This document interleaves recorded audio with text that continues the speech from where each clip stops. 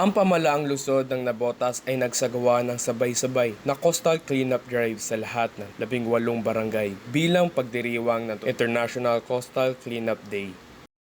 Nasa 700 na individual ang nakilahok sa naganap na ICC, kabilang ang mga empleyado mula sa city government at mga ahensya ng national government, mga opisyal at kawani ng barangay, mga mag-aaral, guro, non-government organization at mga kinatawan mula sa mga pribadong institution. Binigyan din naman ni Mayor John Ray Chanco ang kahalagahan ng gawing pag-uugali ng lahat ng nakilahok sa mga aktibidad ang paglilinis ng komunidad. Ang City Environment and National Resources Office o Sendro ay nagsagawa rin ng IEC campaign sa lahat ng barangay upang maiangat ang kamalayan tungkol sa tamang solid waste management at segregation at source.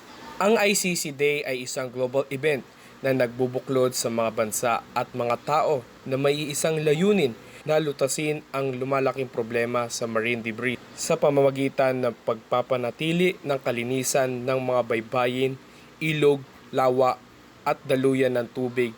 Gayon din ang pangangalap ng data sa uri ng dami ng basura na kolekta.